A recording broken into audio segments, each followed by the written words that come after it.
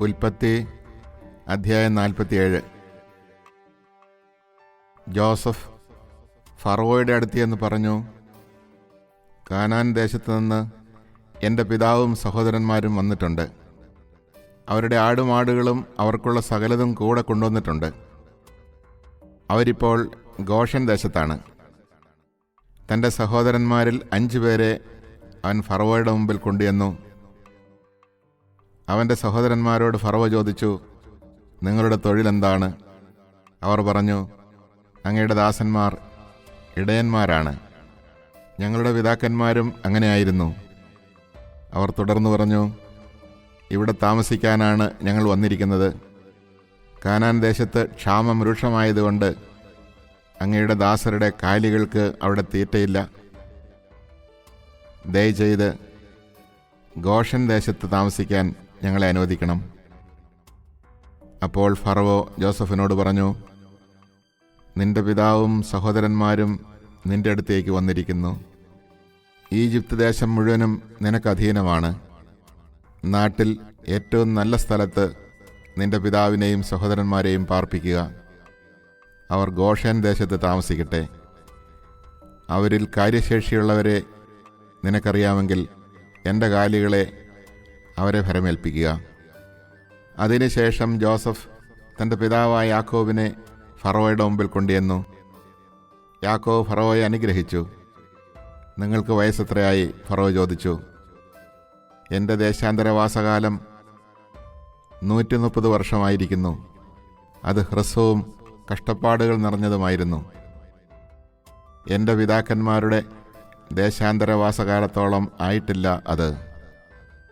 ഫറവോയെ അനുഗ്രഹിച്ചതിന് ശേഷം യാക്കോബ് അവൻ്റെ അടുത്ത് നിന്ന് പോയി. ഫറവോ കൽപ്പിച്ചതുപോലെ ജോസഫ് തൻ്റെ പിതാവിനും സഹോദരന്മാർക്കും ഈജിപ്തിലെ ഒരു ദേശം അവകാശമായി നൽകി അവരെ അവിടെ പാർപ്പിച്ചു. നാട്ടിലെ ഏറ്റവും നല്ല ദേശമായ റംസേസാണ് അവൻ അവർക്ക് കൊടുത്തത്. ജോസഫ് തൻ്റെ പിതാവിനും സഹോദരന്മാർക്കും പിതാവിൻ്റെ വീട്ടുകാർക്കുമെല്ലാം അംഗസംഖ്യ അനുസരിച്ച് ആഹാരം കൊടുത്തു പോന്നു. ഒരു ദേശത്തും ആഹാരം കിട്ടാനില്ലായിരുന്നു.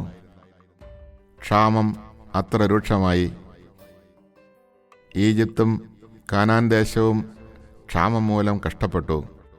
ഈജിപ്തിലെയും കാനാൻ ദേശത്തിലെയും പണം മുഴുവൻ ആളുകൾ വാങ്ങിയ ധാന്യത്തിൻ്റെ വിലയായി ജോസഫ് ശേഖരിച്ചു. അത് ഫറവോയുടെ ഭവനത്തിലെത്തിച്ചു. ഈജിപ്തിലും കാനാനിലുമുള്ള പണമൊക്കെയും തീർന്നപ്പോൾ ഈജിപ്തുകാർ ജോസഫിൻ്റെ അടുത്ത് വന്ന് പറഞ്ഞു, ഞങ്ങൾക്ക് ആഹാരം തരിക. അങ്ങയുടെ മുമ്പിൽ കിടന്ന് ഞങ്ങൾ മരിക്കാൻ ഇടയാക്കരുത്. ഞങ്ങളുടെ പണമെല്ലാം തീർന്നുപോയി. ജോസഫ് പറഞ്ഞു, പണം തീർന്നെങ്കിൽ കന്നുകാലികളെ തരിക. കാലികൾക്ക് പകരമായി ഞാൻ ആഹാരം തരാം. തങ്ങളുടെ കന്നുകാലികളെ അവർ ജോസഫിൻ്റെ അടുക്കൽ കൊണ്ടുവന്നു. കുതിരകൾക്കും ആടുമാടുകൾക്കും കഴുതകൾക്കും പകരമായി അവൻ അവർക്ക് ആഹാരം കൊടുത്തു. അവൻ അവരുടെ കന്നുകാലികൾക്കെല്ലാം പകരമായി അവർക്ക് 1 വർഷത്തേക്ക് ആഹാരം നൽകി.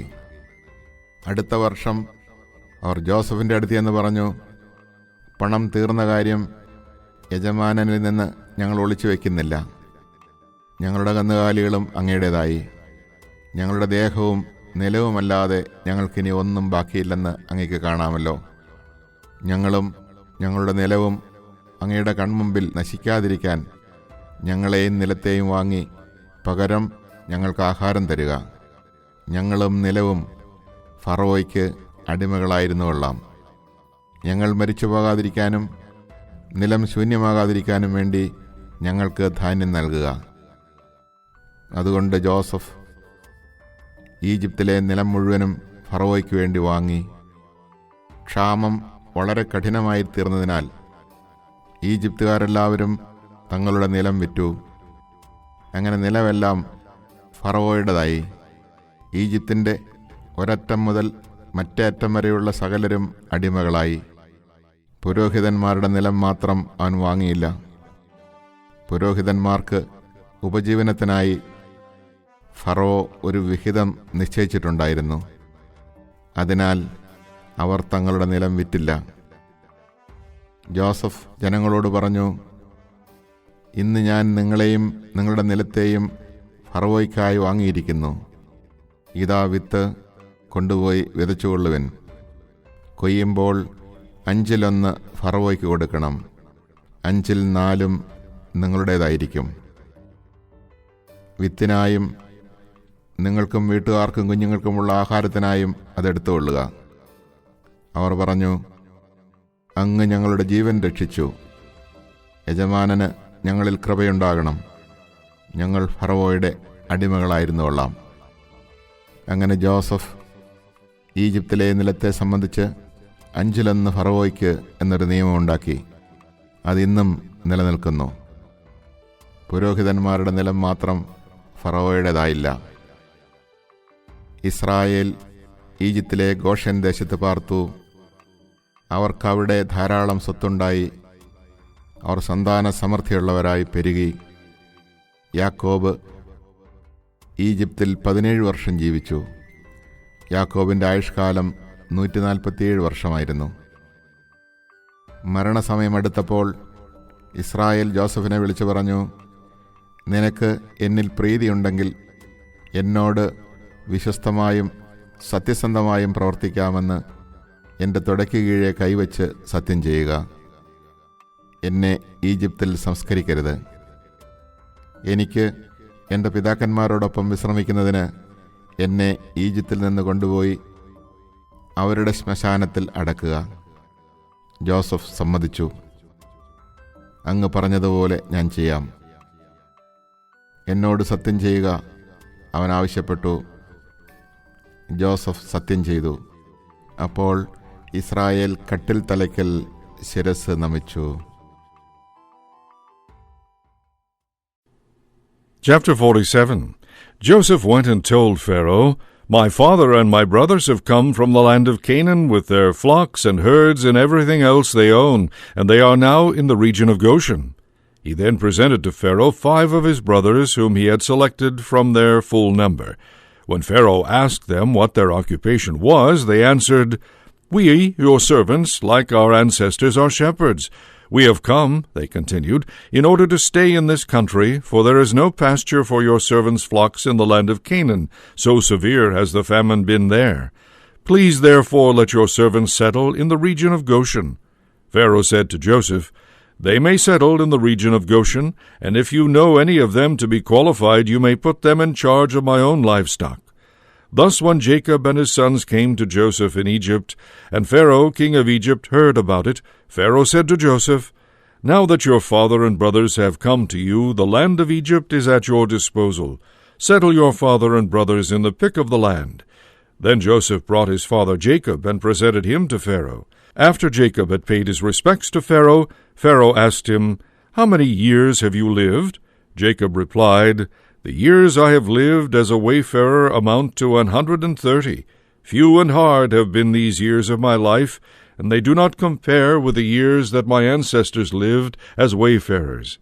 Then Jacob bade Pharaoh farewell and withdrew from his presence.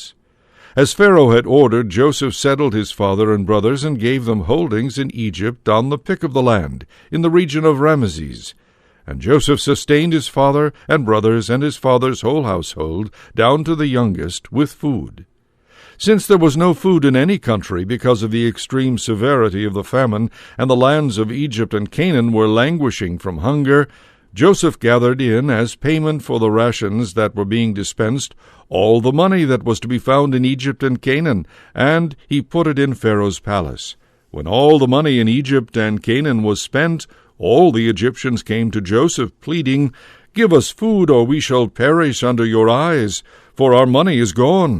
Since your money is gone, replied Joseph, give me your livestock, and I will sell you bread in return for your livestock.